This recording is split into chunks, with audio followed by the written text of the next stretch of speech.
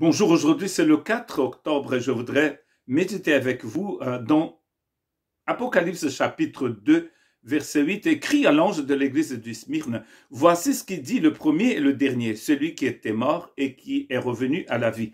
Donc nous sommes ici dans la deuxième lettre envoyée aux sept églises de l'Asie mineure. Et Smyrne, c'était une ville très importante qui était au bord de la mer et considérée comme ville libre par Rome, une ville très fidèle à l'Empire romain. Donc Smyrne se trouve dans l'actuelle Turquie, ainsi qu'Éphèse aussi, l'église que nous avons vue le 3 octobre. Le Christ se révèle d'une manière différente à chacune de ces églises. Et comment il se révèle à cette église? Il dit qu'il est celui qui est le premier et le dernier. Celui qui était mort et qui maintenant est vivant. Il va parler ici de sacrifice, de souffrance, de mort.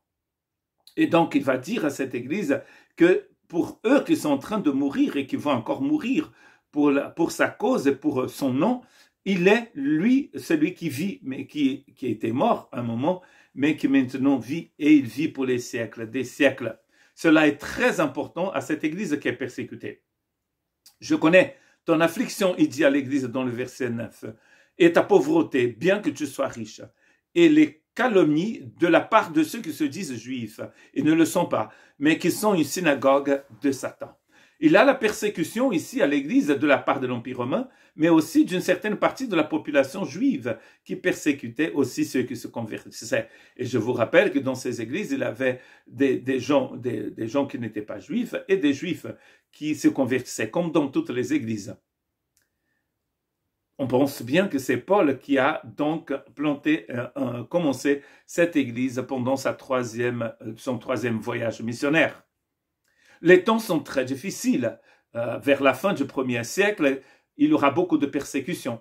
Par exemple, nous savons bien que même au 2e siècle, la persécution va continuer et Polycarpe, qui était donc l'évêque d'Smyrne vers les années 150, on pense qu'il est mort peut-être vers 140, 130, et il est mort vers 155, était donc un des martyrs les plus connus de l'Antiquité, quand il a été donc brûlé vivant dans cette ville d'Smyrne.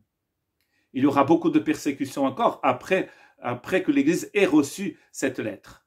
Pourquoi cette Église pourquoi les gens sont pauvres dans l'Église? Certains pensent que c'était quelque chose qui arrivait souvent aux chrétiens de l'époque, c'est que même s'ils vivaient dans une ville très prospère, très riche, eux-mêmes ils étaient pauvres, soit parce qu'ils venaient de la partie sociale plus pauvre de cette ville, ou tout simplement parce qu'être chrétien c'était tellement difficile que les gens s'appauvissaient énormément. Pour vendre ou pour acheter, parfois il fallait faire partie d'une association liée au culte d'un dieu, comme Zeus, comme Apollon et Diane dans le cas des gens d'Éphèse. Et quand les gens, en fait, n'adhéraient pas à ces associations païennes, ils n'avaient pas le droit de vendre le produit de leur récolte, de leur jardin. Et donc cela approvissait énormément les gens. Et certaines personnes ne vont pas accepter d'employer des chrétiens, comme c'est encore le cas dans beaucoup de pays. Et donc du coup, ces personnes étaient toujours pauvres. Ces chrétiens étaient pauvres. Et Jésus dit à ces gens, vous êtes pauvres aux yeux des hommes, mais pour moi, vous êtes bien riches. Vous avez une richesse supérieure à celle du monde. Et d'ailleurs, dans Matthieu 6, 20, Jésus dit dans le sermon sur la montagne, mais amassez-vous des trésors dans le ciel où la teigne et la rouille ne détruisent point et où les voleurs ne percent ni ne dérobent. Donc, le message du Christ à l'église de Smyrne, c'est en adéquation avec le message qu'il avait donné lui-même à ses disciples quand il était ici dans un corps humain sur cette planète. N'amassez pas des trésors sur la terre, mais dans le ciel. Et aussi dans Luc 12, 21, il dit, il en est ainsi de celui qui amasse des trésors pour lui-même et qui n'est pas riche pour Dieu. Donc les gens disent, Myrne, c'est vrai que pour les hommes, ils étaient pauvres, mais pour Dieu, ils étaient richissimes. Pourquoi? Parce qu'ils possédaient une richesse spirituelle que personne ne pouvait dérober. Ils avaient amassé des trésors dans le ciel. C'est pour ça qu'ils sont persécutés d'ailleurs. Parce que le moment où ils abandonnent leur foi, ils sont plus persécutés. Ne crains pas, dit Dieu à cette église, parce que tu vas souffrir, parce que tu vas souffrir. Le diable jettera quelques-uns d'entre vous en prison, afin que vous soyez éprouvés.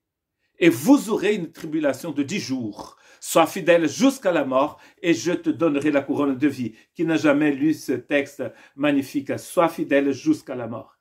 Ce qui est très intéressant ici, ce sont ces 10 jours. Qu'est-ce que ça veut dire? Est-ce que ça veut dire que la tribulation va durer juste 9 plus une journée? 10 jours? Non, en fait, le 10 ici, c'est un chiffre très symbolique, comme ailleurs dans l'Apocalypse. Donc, ce 10 ici symbolise qu'il a un temps qui a été bien défini par Dieu. Et ça ne va pas durer 11 jours ni 12, juste 10 jours.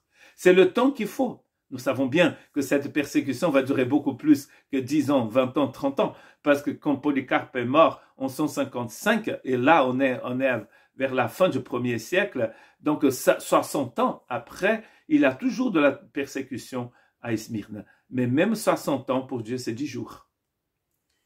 Parce que c'est Dieu qui a le contrôle de toutes choses. Il va donner à ces chrétiens la force de supporter cette persécution. Ce qui est très intéressant ici dans ce texte, c'est que Jésus ne dit pas « vous n'aurez jamais de tribulation, ça va aller, peace and love ». Non, la vie des chrétiens ici n'est pas un fleuve tranquille. Et d'ailleurs, la vie de personne n'est un fleuve tranquille. Mais là, les gens sont persécutés parce qu'ils connaissent la vie éternelle. Et s'ils lâchent, s'ils abandonnent cette croyance, cette foi, ils vont perdre beaucoup plus. Parce que la tribulation, quoi qu'il arrive, notre tribulation ne peut durer que 10 jours. 1 Pierre 1,6, c'est là ce qui fait votre joie, quoique maintenant, puisqu'il le faut, vous soyez attristés pour un peu de temps par diverses épreuves. Donc, encore une fois, dans 1 Pierre 1,6, Pierre est en train de nous dire, ça va pas aller, humainement parlant. Et d'ailleurs, Pierre a écrit sa lettre aux chrétiens qui étaient en dispersion dans l'Asie mineure. Vous pouvez lire ça dans 1 Pierre 1, verset 3, il me semble. Il va dire à qui il a envoyé cette lettre. Donc, tenez bon, il dit ici. Même si maintenant, parce qu'il le faut, d'ailleurs, il dit, vous allez être attristés par des épreuves.